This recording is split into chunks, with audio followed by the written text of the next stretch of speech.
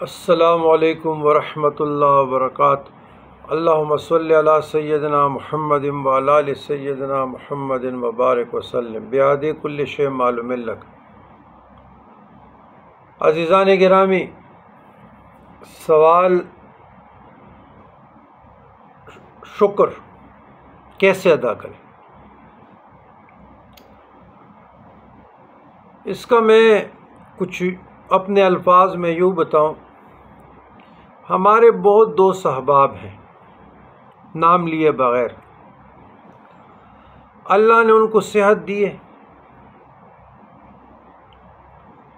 گاڑی ہے، مثلا مکان ہے، پرسکون زندگی گزر رہی ہے، پھر بھی جب ان سے پوچھا جائے تو وہ رونا دھونا رونا دھونا رونا دھونا۔ یہ جو ہے یہ ناشکری،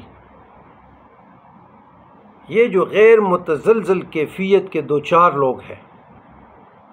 پھر یہی لوگ کہتے ہیں کہ جی ہمیں روحانیت مل جائے، ہم اسپرچول ہو جائے، ہم ریلیجس ہو جائے۔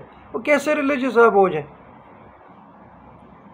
اتنے وافر نعمتوں کے باوجود جو اللہ تبارک و تعالیٰ نے عام لفظوں میں آپ کو لاڈوں سے رکھا ہے، پھر بھی آپ کی زبان پہ ایک لفظ نہیں الحمدللہ۔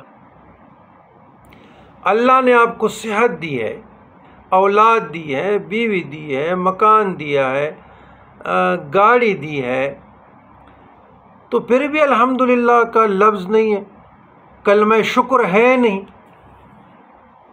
ولا تکفرون میں بس رہتے ہو رہتے ہو رہتے ہو، کب تک رہو گے؟ کچھ لوگ جو ہمارے پاس نا کہانیاں ڈالتے ہیں۔ کہانی یہ ہے، میں نے پہلے بھی کہا تھا، فیس بک کی ہے، کہ یہ ایک وظیفہ ہے کہ آپ کو دے دیا، 2-4 دن پڑھ لیا، 7 دن پڑھ لیا، پھر چھوڑ دیا، جی میرا کام نہیں ہوا۔ یہ جو نہیں ہوا ہے نا، یہ کفران نعمت ہے۔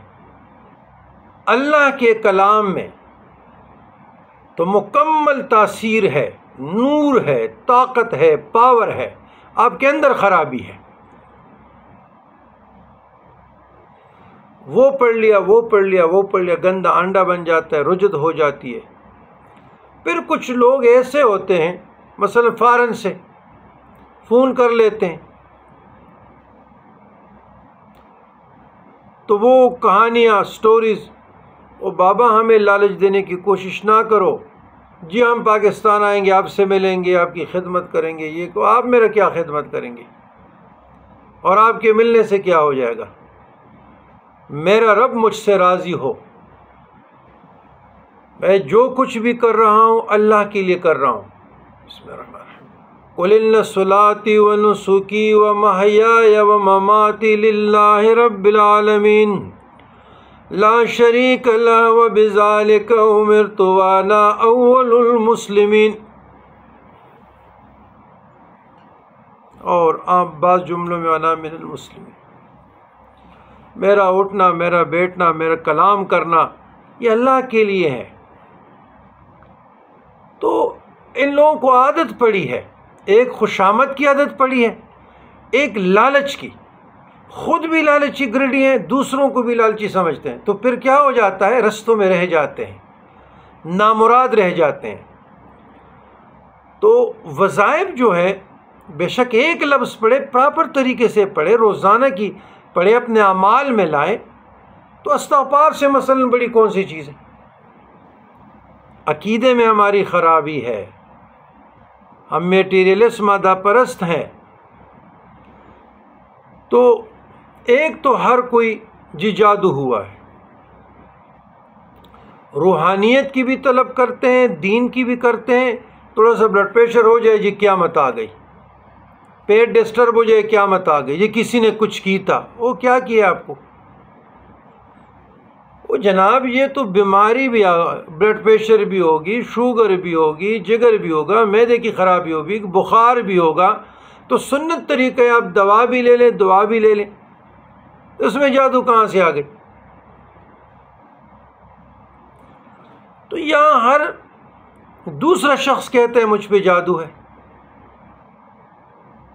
خواتین کے یہ سینکڑوں اگر خواتین کو اکٹھا کرے تو 2 مائنس کرے بقائے 100 میں سے 98 کا یہ مجھ پہ جادو ہے، کسی نے کچھ کیتا ہے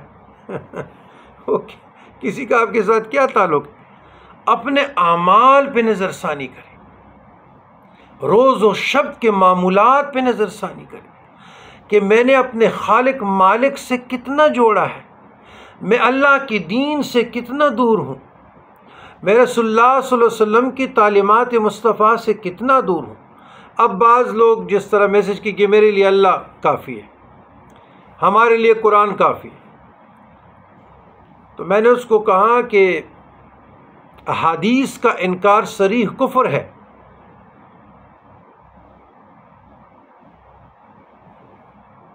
یہ کون ثابت کرے گا؟ وہ مفتی منیب الرحمان صاحب کی بڑی خوبصورت بات، یہ کون ثابت کرے گا کہ یہ اللہ کا کتاب ہے؟ تو دیکھیں احادیث جو ہے صاحب قرآن صلی اللہ علیہ وسلم کی تعلیمات ہے، تو صحابہ کرام رضی اللہ تعالیٰ عنہم اجمعین نے کہا کہ یہ قرآن ہے اور یہ حدیث ہے، تو اب قرآن اور حدیث اور لازم و ملزوم ہے۔ تو یہی بات ہے کہ لوگ کم علم ہیں، ناواقف ہیں، اپنے رائے سے اور عقل سے نظام، اللہ کے نظام کو چلانا چاہتے ہیں۔ ایسے نہیں ہوگا نظام اللہ نے چلانا ہے۔